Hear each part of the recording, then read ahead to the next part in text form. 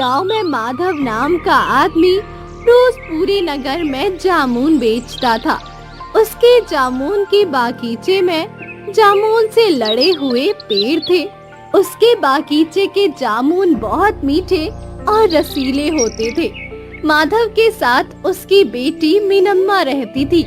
माधव की पत्नी का मीनम्मा को जन्म देते ही स्वर्गवास हो गया था।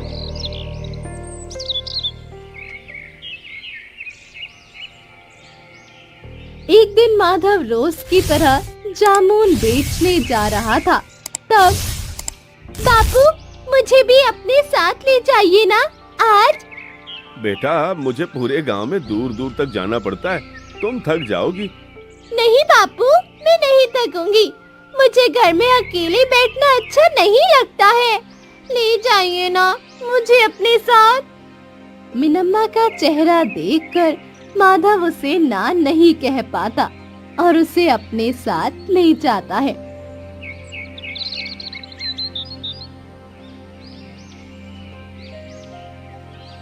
एक बूढ़ी नीला दादी उसे बुलाती है और अरे वाह माधव, आज अपनी बेटी को भी साथ लेकर आए हो। हाँ नीला दादी, दिन भर उसे घर में अकेले रहना ठीक नहीं लगता।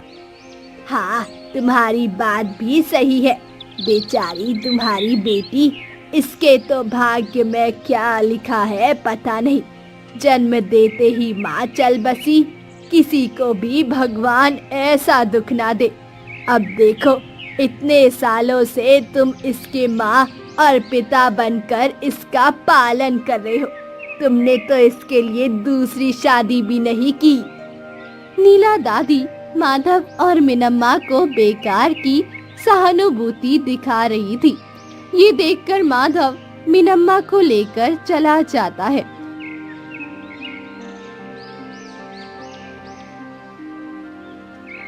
ऐसे ही अब माधव रोज मीनम्मा के साथ जामुन बेचने के लिए जाता है। ऐसे ही कुछ साल बीत जाते हैं। अब मीनम्मा 18 साल की हो जाती है। एक दिन सुबह मीनम्मा उठकर घर के काम करने लगती है और देखती है कि माधव अभी तक नहीं जगा है। अरे, आज इतनी देर हो गई, अभी तक बापू उठे नहीं। ऐसा कैसे हो सकता है? बापू तो रोज मुझसे भी पहले उठते हैं। मीनम्मा माधव के कमरे में जाकर देखती है माधव अपने पलंग पर पड़ा हुआ था। मीनम्मा भागकर उसके पास जाती है और उसे जगाने के लिए हाथ लगाती है, तो माधव का शरीर ठंडा पड़ चुका था। मीनम्मा उसे हिलाकर जगाने की बहुत कोशिश करती है, पर माधव नहीं जागता है।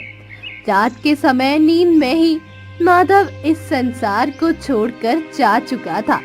मीनम्मा की आंखों से आंसू बहने लगते हैं और वो जोर से बापू करके चिल्लाती है। उसकी आवाज सुनकर आसपास के लोग आते हैं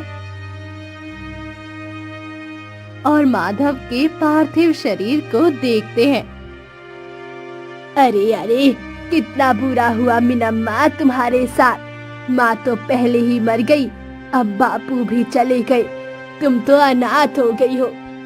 हाँ नीला दादी, देखिए तो, इतनी छोटी उम्र में कितना बड़ा दुख दिया है भगवान ने इसे। मुझे इस लड़की की बहुत दया आ रही है।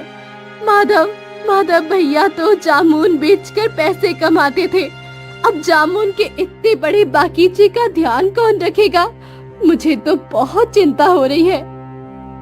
ऐसे ही बाकी सभी अब मीनम्मा की दया करने लगते हैं। उनकी बातें सुनकर मीनम्मा का दुख और ज्यादा बढ़ रहा था।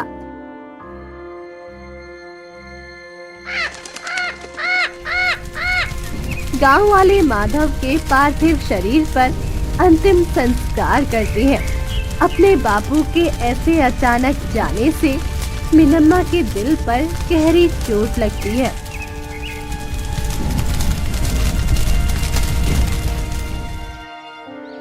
कुछ दिन ऐसे ही बीत जाते हैं। मीनम्मा की आंखों से आंसू रुकने का नाम नहीं ले रहे थे।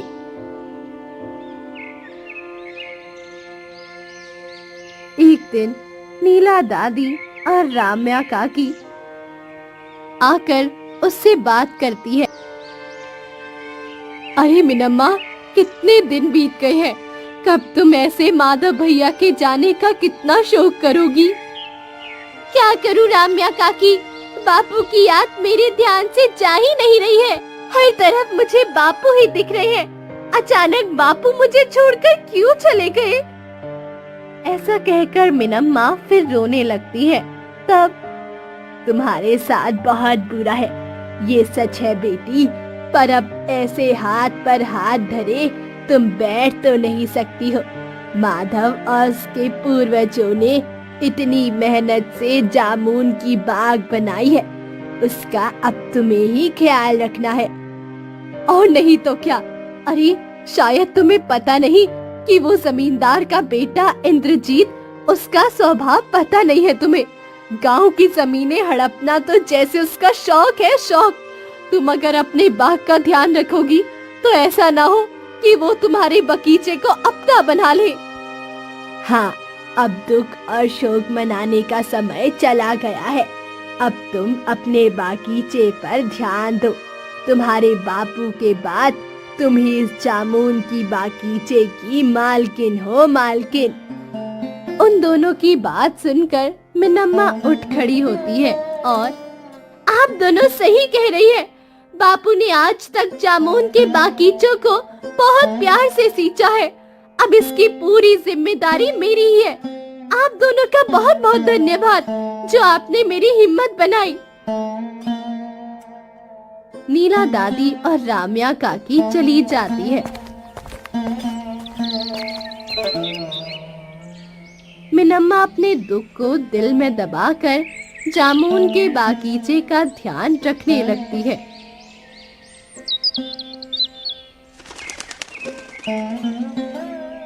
अगले दिन से मिनम्मा खुद गांव में जाकर जामुन बेचने लगती है।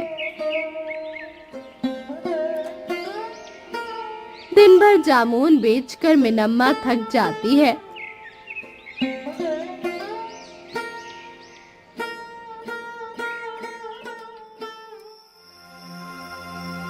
और रात को सो जाती है।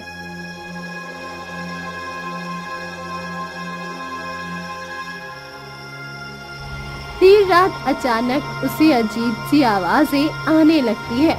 उसकी नींद खुल जाती है और वो देखती है तो घर के पीछे वाले आंगन में, जहाँ वो जामुन का बगीचा था, वहाँ सुनहरे रंग की रोशनी दिखाई दे रही थी। ये क्या? जामुन के बगीचे से ये आवाजें कैसे आ रही है? और ये रोशनी, इस समय ये रोशनी कैसे फैल सकती है? जाकर देखना पड़ेगा। पर इस समय बगीचे में अकेले जाने में मुझे डर लग रहा है। क्या करूं? मिनम्मा सोचते हुए वही बैठी रहती है। वो डरावनी आवाजें अब बढ़ने लगती है। मिनम्मा को ऐसे लगने लगता है कि कुछ लोग अजीब आवाज और अजीब भाषा में बातें कर रहे हैं। मिनम्मा कान लगाकर सुनने की कोशिश करती है, पर उसे उनकी भाषा सुनाई नहीं देती है। उस बढ़ती हुई डरावनी आवाजें अब मिनम्मा को बैठने नहीं दे रही थी। इसीलिए वो हिम्मत जुटाती है और बगीचे में जाने लगती है। जैसे जैसे वो आगे बढ़ रही थी, वो आवाजें भी बढ़ रही थी। उस रोशनी को देखते हुए मिनम्मा बगीचे में चली जाती है। जामुन के सभी पेड़ उस सुनहरी रोशनी से जगमगा रहे थे। ये सभी पेड़ कैसे जगमगा रहे हैं? ये क्या है? ये सब बापू ने कभी मुझे इसके बारे में कुछ नहीं बताया। हमारे बगीचे में कोई अदृश्य शक्तियां तो नहीं है? ये सोचते हुए मिनम्मा आगे जा ही रही थी कि उसका पैर एक पत्थर से टकरा जाता है। मिनम्मा देखती है कि उसके पैर से खून निकल रहा है। अभी बापू होते तो भाग कर आते और मुझे पूछते कि बेटा ठीक हो ना, तुम्हें ज्यादा चोट तो नहीं आई? अपने बापू के ख्याल से मिनम्मा की आंखें फिर भर जाती है। तभी उसके पीछे से आवाज आती है। बेटा, ठीक हो ना? तुम्हें ज्यादा चोट तो नहीं आई? ये सुनकर मिनम्मा के होश उड़ जाते हैं और वो घबराते हुए पीछे मुड़ती है। एक पेड़ के पास एक साया खड़ा होता है जिसका आकार माधव के शरीर जैसा ही होता है। उस साये को देखकर, बापू, बापू आप ही है ना? मिनम्मा की वो करुणा भरी आवाज सुनकर साया कहता है, हाँ बेटा, मैं ही तुम्हारा बापू हूँ। वो अपने बापू है ये सुनकर मिनम्मा खुश होकर उसके पास जाती है। वो उसे गले लगाने की कोशिश करती है पर वो उस साये को छू नहीं पा रही थी। तब, नहीं बेटा, तुम मुझे देख सकती हो पर छू नहीं सकती। तुम्हें जो दिख रहा है वो मेरी आत्मा है जो इस बगीचे की रक्षा करने के लिए यहाँ रुकी है। ये बात मिनम्मा को समझ नहीं आती है। मिनम्मा कुछ नहीं समझ रही थी। ये देखकर माधव का साया कहता है, एक बहुत बड़ी कहानी है बेटी, जो मैंने तुमसे छुपाई थी, पर अगर तुम्हारे लिए जानना आवश्यक हो गया है। फिर साया बताना शुरू करता है कि सालों पहले क्या हुआ था।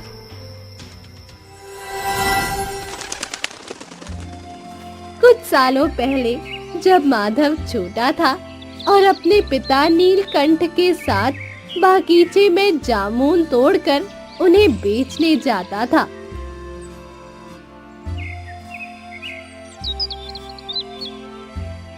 एक दिन गांव का जमींदार मधुसूदन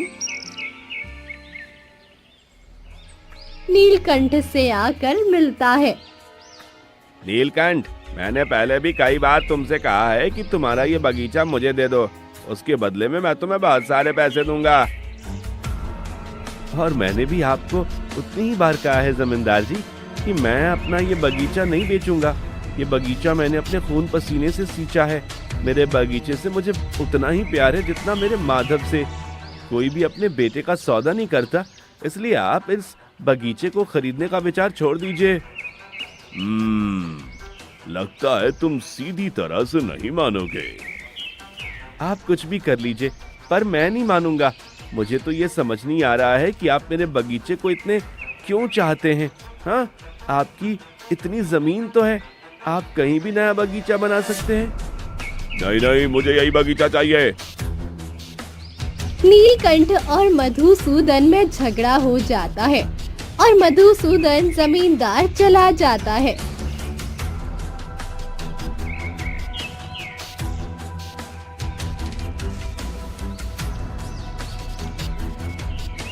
कुछ साल बीत जाते हैं पर मधुसूदन नीलकंठ के बागीचे को हासिल करने का सपना नहीं भूला था। तब माधव भी बड़ा हो रहा था और मधुसूदन जमींदार का बेटा इंद्रजीत एक दिन उसके साथ बात कर रहा था। पिताजी, आप उस नीलकंठ के बगीचे को हासिल करने के लिए इतने क्यों तड़प रहे हैं? बस जामुन के पेड़ तो हैं वहाँ, उस बगीचे से मिलने से क्या होगा? हाँ, अरे तुम्हें पता नहीं है कि वो सिर्फ बगीचा नहीं, वो बगीचा मतलब खजाना है। खजाना? खजाना? वो कैसे? कुछ सालों पहले हमारे गांव में एक साहूकार रहता था। वो बहुत ज्यादा अमीर था। उसके पास पिटारे भर भर के सोने के गहने और सिक्के और हीरे जवाहरात थे। उस साहूकार का एक सौतेला भाई था। उसकी दौलत हड़पना चाहता था, इसलिए उसने एक रात वो सब दौलत कहीं छुपा दी। सौतेले भाई को जब ये बात पता चली कि उसने सब छुपा दिया, तब उसने साहूकार की हत्या कर दी। कुछ सालों बाद सौतेले भाई की भी मौत हो गई। पर इसमें नीलकंठ के बगीचे का क्या संबंध है? अरे मूर्ख, साहूकार ने हमारे गांव में ही कहीं वो खजाना छुपाया था। जब ये बात मुझे पता चली तो मैंने एक एक करके सभी लोगों की जमीनें हड़प ली और उसके नीचे खुदाई करके देखा, पर कहीं भी वो खजाना नहीं मिला। अब बस ये नीलकंठ का बगीचा ही बाकी है। पिताजी, ये भी तो हो सकता है कि साहूकार ने वो खजाना नीलकंठ की जगह कहीं और छुपाया हो। हाँ, हो भी सकता है। उस साहूकार की अब मौत हो गई है, इसका मतलब कि अब उसकी हवेली भी खाली पड़ी हुई है। हम उस हवेली पर भी कब्जा कर सकते हैं। उस हवेली में आपको खजाने का कोई सुराग मिल सकता है।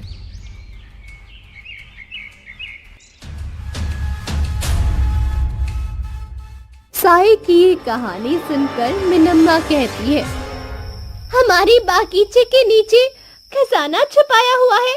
अगर ऐसा है भी तो हमने आज तक उस खजाने को हासिल क्यों नहीं किया? खजाने तक पहुंचना आसान नहीं है बेटी। साहूकार जी बड़े ही सज्जन व्यक्ति थे। गांव के भलाई के बारे में सोचते थे। उन्होंने उस खजाने का इस्तेमाल गांव के विकास के लिए करने की योजना बनाई, पर उनके सौतेले भाई की वजह से उन्हें वो खजाना छुपाना पड़ा। पर जब तक उनकी आत्मा मुक्त नहीं हो जाती, वो खजाना किसी को नहीं मिलेगी। क्या? उनकी आत्मा? हाँ, सालों बाद भी उनकी आत्मा उस हवेली में है। ये हमें तब पता चला जब मधुसूदन जमींदार उस हवेली के अंदर गया। एक दिन मधुसूदन साहूकार की हवेली में जाता है। हवेली के सामने खड़े रहकर मधुसूदन सोच रहा था कि अब वो हवेली उसकी हो जाएगी। मधुसूदन हवेली के अंदर जाता है। जैसे ही वो अंदर जाता है, पूरी हवेली हिलने लगती है। मधुसूदन डर जाता है, पर वहीं खड़ा रहता है। तब अचानक उसकी आंखों के सामने सफेद धुआं छा जाता है और उस धुएं के साथ ही साहूकार की आत्मा वहां प्रकट हो जाती है। तुमने मेरी हवेली में आने की हिम्मत कैसे की? सबकी जमीनें हड़पने वाले जमींदार, तुमने क्या सोचा अब इस हवेली में कोई नहीं रहता तो तुम में से हड़प लोगे? अगर तू सोचा भी ऐसा तो तेरी जिंदगी की सबसे बड़ी गलती होगी। जब तक मैं यहाँ हूँ, तू ना तो मेरी हवेली पर कब्जा कर सकता है और ना मेरे खजाने पर। अब चला जा यहाँ से। पहली बार आया इसलिए छोड़ रहा हूँ, पर अगली बार यहाँ आया तो फिर इस हवेली से वापस नहीं जा पाएगा। साहूकार की आत्मा को देखकर मधुसूदन जमींदार के हाथ पैर कांपने लगते हैं। वो डर के मारे भागकर बाहर आता है और सीधे अपनी हवेली चला जाता है। उसे ऐसा घबराया हुआ और पसीने से लथपथ देखकर, क्या हुआ पिताजी? आप इतने घबराए हुए क्यों हैं? क्या हुआ उस हवेली में? अरे पूछो मत। उस हवेली में उस साहूकार की आत्मा भटक रही है। क्या? साहूकार की आत्मा? हाँ हाँ हाँ, और उसने मुझसे कहा कि तुम मेरी हवेली और मेरा खजाना कुछ भी हड़प नहीं पाओगे। इसका मतलब है कि उसने खजाना छुपाया है, ये तय है। हमें बस उसका पता लगाना है। पर हम पता कैसे लगाएं? खजाने के बारे में जानकारी जरूर हवेली में ही मिलेगी। पर हवेली में जाएगा कौन? उसने तो मुझे चेतावनी दी है। फिर हवेली में पैर रखा तो उससे बुरा कोई नहीं होगा। पिताजी, आप कितनी जल्दी डर जाते हैं। अब हमें वो हवेली, इतना बड़ा खजाना हासिल करना है तो थोड़ा खतरा तो मोल लेना ही पड़ेगा ना। हम दोनों कल चलते हैं। मुझे पूरा विश्वास है कि उस खजाने के बारे में कोई जानकारी मिलेगी ही।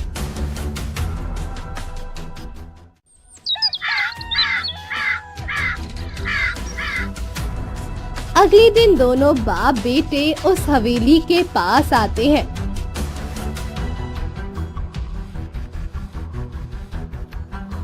इंद्रजीत खिड़की से झांकने लगता है और मधुसूदन को अंदर जाने के लिए कहता है। मधुसूदन घबराया हुआ अंदर जाता है और कागज ढूंढने लगता है। तब फिर हवेली हिलने लगती है।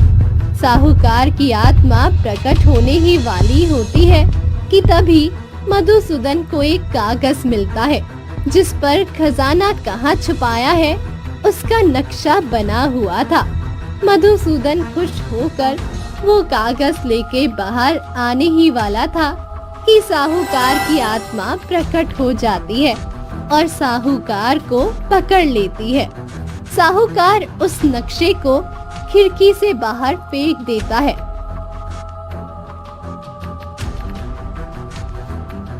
और साहूकार की आत्मा मधुसूदन को लेकर गायब हो जाती है। वो नक्शा अब खिड़की के नीचे खड़े इंद्रजीत को मिल जाता है और वो समझ जाता है कि उसके पिताजी सही कह रहे थे, खजाना नीलकंठ के बागीचे के नीचे ही है।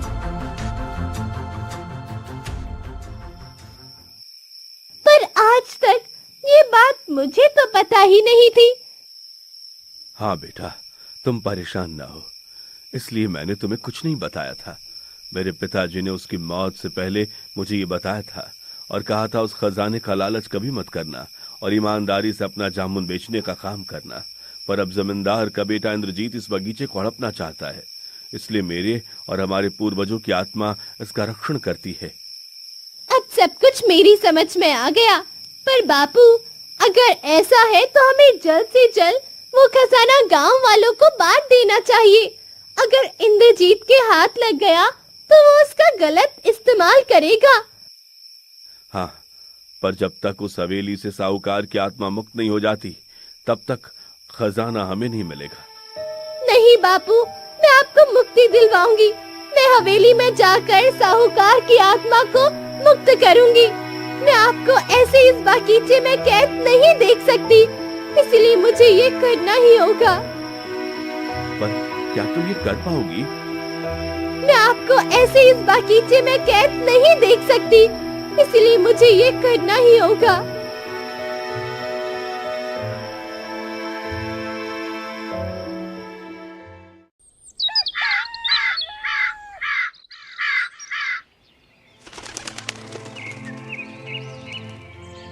एक दिन मिनम्मा कुछ सोचकर उस हवेली के पास जाने लगती है। तभी उसे रास्ते में एक महात्मा मिलते हैं। प्रणाम महात्मा जी। बहुत ही कठिन कार्य के लिए जा रही हो बेटी। आप तो अंतर्यामी हैं महात्मा जी, बस आपका आशीर्वाद मुझ पर बनाए रखे। मेरा आशीर्वाद है कि तुम जिस कार्य के लिए जा रही हो उसमें सफल हो जाओ, परंतु फिर भी एक आत्मा से भेंट करने जा रही हो, इसलिए तुम्हें किसी सिद्ध वस्तु की आवश्यकता पड़ सकती है। इसलिए मेरे कमंडलू का ये अभिमंत्रित जल अपने साथ रखो। जब तुम हवेली के अंदर प्रवेश करोगी तब ये जल अपने आसपास छिड़क देना। इससे वो आत्मा तुम्हारे पास नहीं आएगी और तुम्हें हानि नहीं पहुंचा पाएगी। महात्मा जी से जल लेकर और उन्हें प्रणाम करके मिनम्मा हवेली में चली जाती है।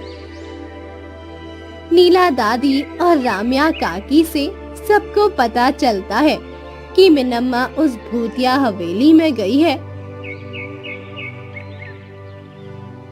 मिनम्मा हवेली में जाती है और महात्मा के कहे अनुसार पवित्र जल को अपने आसपास छिड़क देती है। सफेद धुएं के साथ साहूकार की आत्मा प्रकट हो जाती है और मिनम्मा के पास आने लगती है, पर वो आ नहीं पाती। तब साहूकार समझ जाता है कि ये किसी शक्ति का काम है। तुम कौन हो और यहाँ क्यों आई हो लड़की? साहूकार जी, मैं मिनम्मा हूँ। इस गांव में जो माधव जामुन वाले रहते थे, उनकी बेटी। कुछ दिनों पहले ही मेरे बापू का स्वर्गवास हुआ है, पर उनकी आत्मा अभी तक मुक्त नहीं हो पाई है।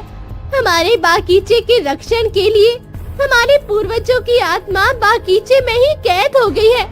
आपने जो खजाना हमारे बागीचे के नीचे छुपाया था, उसकी जानकारी उन्हें नहीं थी, पर जमींदार मधुसूदन और उसके बेटे इंद्रजीत को इस बात का पता था और वो उस खजाने को हासिल करना चाहते थे।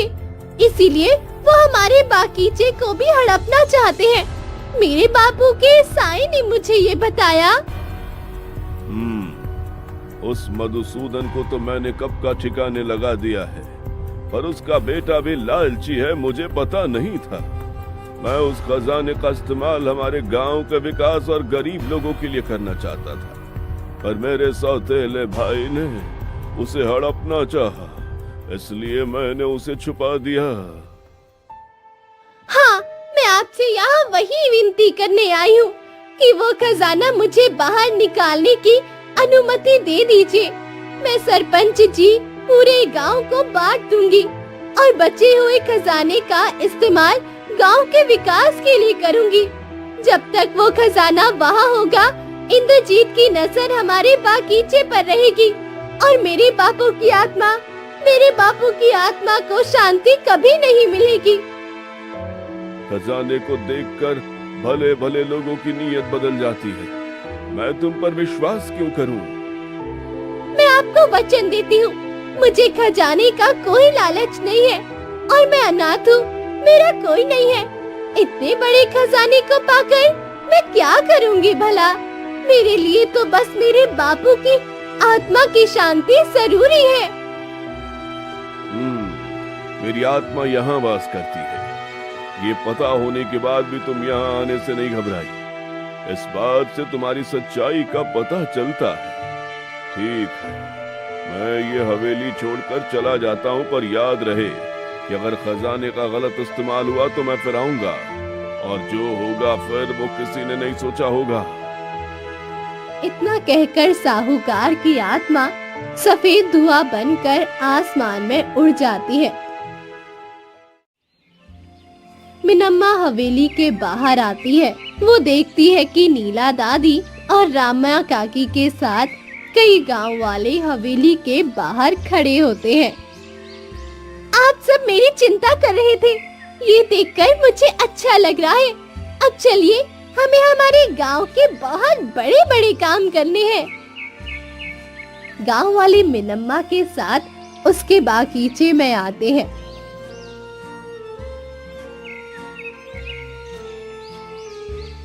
महात्मा जी भी उनके साथ थे। कुछ गांव वाले मिलकर बागीचे के बीचों बीच खोदते हैं।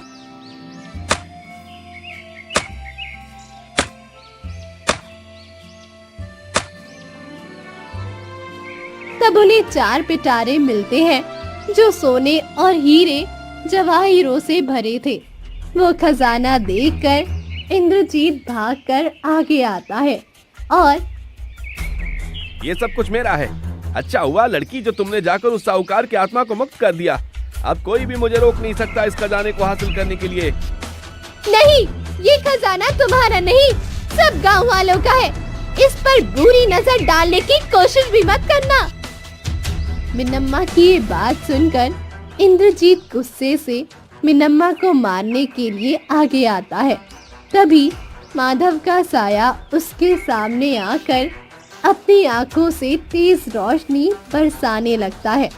उस रोशनी से इंद्रजीत की आंखें चकाचौंध हो जाती है। वो अपनी आंखें मलने लगता है और बंद करो इस रोशनी को, मेरी आंख जल रही है, मैं अंधा हो जाऊंगा। बंद करो, मैं वचन देता हूँ कि आज के बाद कभी खजाने का लालच नहीं करूंगा। मुझे छोड़ दो, माफ करो मुझे। ये सुनकर माधव का साया रोशनी को बंद कर देता है और एक बार मिनम्मा की तरफ देखता है।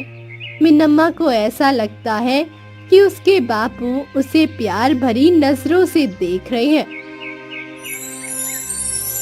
वो सुनहरी रोशनी भी धीरे धीरे आसमान में घुल जाती है। इंद्रजीत सुधर जाता है और वो खुद सभी गांव वालों में उस खजाने को बांट देता है।